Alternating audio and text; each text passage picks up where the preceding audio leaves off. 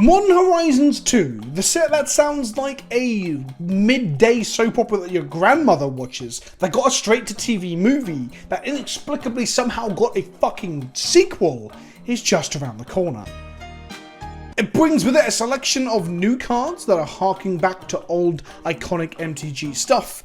We've got this lion here that is a lion's eye diamond, except it needs the tap, which is a bit of a flavour fail, whilst also reprinting cards that are previously only seen in older formats. For example, the previous Modern Horizons gave Goblin's Goblin Recruiter. The first set had its problems. It had a lot of them, a lot of very powerful, problematic cards for older formats that warped their formats severely, or to the point of not even being recognizable. But that said, it was still an exciting set. It was powerful, it was complicated, and I kind of love the first Modern Horizons in spite of its biggest problems. And Modern Horizons 1 did bring some truly ridiculous fucking stuff with it. If anything, it was the Silver Surfer to Wizards Galactus. That's a bad analogy. It was the Harbinger of Doom. It was the first viewport into the storm. That was 2 fucking years of ridiculous design push that I think might have just ended with Strixhaven. But Modern Horizons into War of the Spark, into Throne, we got a lot of shit thrown at us that was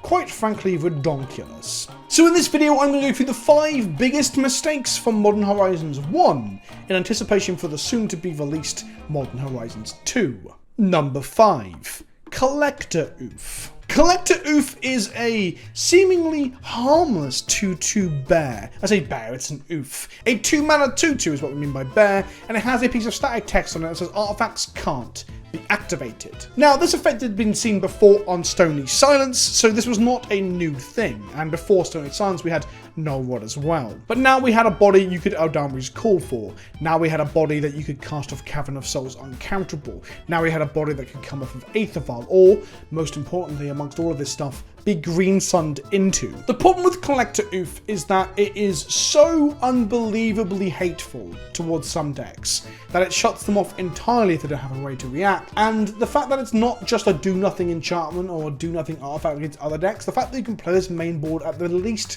to get a 2/2 for 2, and that is what people do. Elves in Legacy moved away from playing Reclamation Sage main board because you can just go grab this with your Green Sun Zenith and basically fuck the decks that Rex Sage used to be mildly good against. Just fuck them into oblivion. To me, Collector Oof is a mistake because it's just way too hateful a hate bear, and it's on green as well.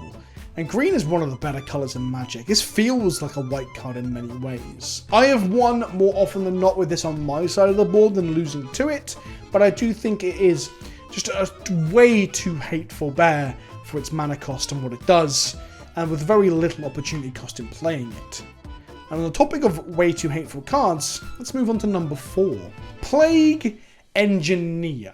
This is one of those cards that was harking back to a previous Magic card, that Magic card being Engineer Plague. The problem with Plague Engineer, well, it's similar to Collector Oof. The downside of playing Plague Engineer is minimal. You get a 2/2 Death Toucher for 3 mana, and the fact that it can shrink a creature type upon entering the battlefield means that, although it might not hose some decks, I mean, even decks with just 1 creature in it. Let's say you've got a finisher like a Baneslayer Angel. I guess Monastery Mentor is the most common like singular creature finisher. This thing can just name that and still get some equity and still be a frustrating blocker. But then when it gets to its ceiling of power, it completely shuts down Elves decks for the most. It is hideously effective at killing multiple creatures in Death and Taxes, for example, too. Goblin Rabble Masters, the threat out of Mono Red Prison and Legacy? Nah, Plague Engineer is just going to kill all the Gobbos before they can do anything. The fact that, like, tribal decks weren't exactly the most powerful thing to do in most formats, yet they still wanted to print a tribal hoser on a body that also has Death Touch, is fucking wild. The most dumb thing about this, other than the fact that it kind of twisted metagames and made some decks really fucking hurt, Goblins and Elves and Legacy especially, is that this effect is not symmetrical. It's creatures of the chosen type your opponents control. This is modern design principles sort of breaking older effects. Engineered Plague was two-sided, and it would affect both of you, so you couldn't just name your opponent's Snow Snake or whatever and still play your snakes. But in bug decks in Legacy, you can do that now, because, you know, don't affect both players. That's a recipe for no fun, says the person playing Plague Engineer and wrathing your board. Speaking of hosing entire decks, number 2 is Ren and Six. I have a bit of a love-hate relationship with Ren and Six. It is a cool design from a character perspective, having this like dryad humanoid attached to a tree thing. It's a 2-mana planeswalker, which is a space we don't see explored very often, and I do like lands-based strategies. The problem is that Ren and Six is basically Deathrite Shaman, but what if it cost 2 mana and it was a planeswalker? It's unboltable when it comes down, which I think is another design mistake. If it was a 2 taking up to a 1, at least you could bolt the fucking thing. It returns lands to your hand, which in the decks that it was played in, like lands, for example, or lone decks, that's just raw value. But it also could tick down to kill random creatures, things like Thalia, Guardian of Thraben, Mana Dorks, and Elves, and all sorts of stuff. This meant that Wasteland decks in Legacy got significantly worse because of this, and another card coming up that was even worse. Ren and Six allowed you to just get back the lands that were getting blown up, whilst ticking towards an ultimate that's very good in a format full of powerful, low-cost spells. Beyond that, the 1 damage thing is actually at its best in Legacy, where it ruins decks, particularly Death and Taxes, where most of our creatures are X1. I love the design of Ren and Six, but I hate how ridiculously powerful it was. Beyond that, the other great thing, like I said, was that it was Deathrite Shaman, but for 1/1 mana. The fact that it could rebuy your fetches allowed you to play incredibly greedy mana bases, where your fetches could just go and fetch up the duels, or even the basics that you needed, so that you never really cared too much. The big downside, I guess, was that you had to have red-green on turn 2, but it's not the most difficult thing to do in the format that has the best mana in all of Magic. In at number 2 is Astrolabe. This was the card that hosed harder than all of the previous hoses.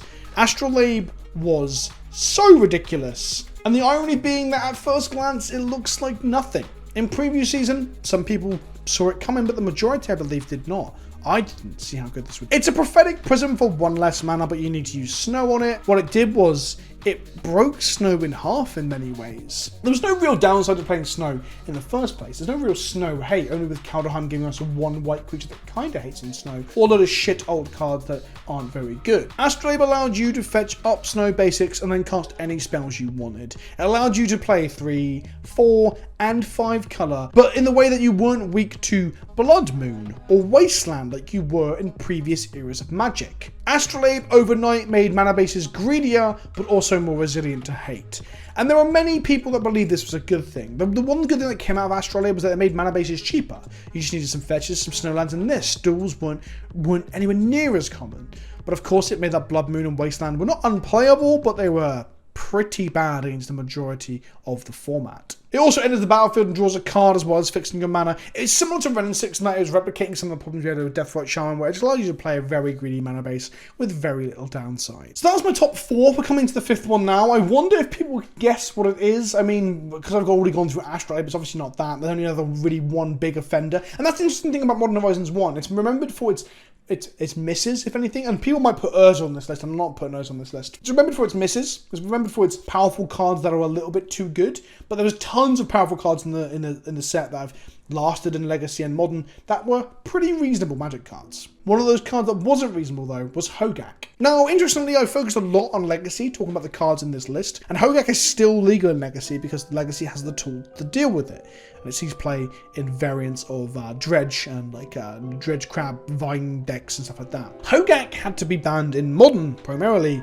because it absolutely warped Modern to be unrecognizable. Leyline of the Void became the most commonly played card in the format because everyone had to have ways of combating a free 8/8 with Trample that, alongside Ult of Dementia, just comboed your opponent out as well. Didn't even need the combat step to go off. There was an argument that Bridge from Below died for Hogak's sins, but in reality, there would just be another card further down the line that would break Bridge from Below. The funny thing about Hogak was that Wizards said that they thought it was just going to be a fun commander card with a lot of restrictions on it.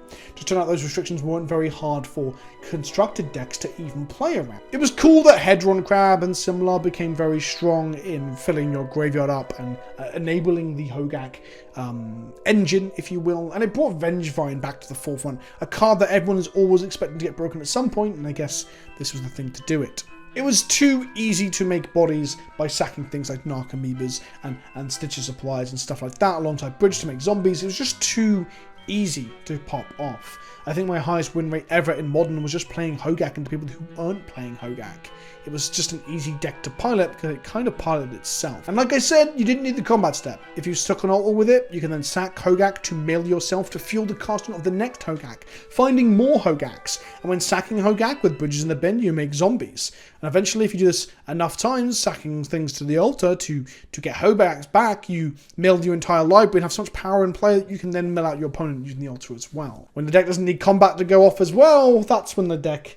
yeah, it became a serious problem. So there were the 5 mistakes that Modern Horizons 1 made, but they were fixed eventually. I think of all the mistakes on this list, I think Plague Engineer still being around is a problem, but it's not a bannable problem. I just wish it didn't exist. And Astrolabe should have been banned way earlier than it was in Legacy, but that's a whole different kettle of fish, I guess.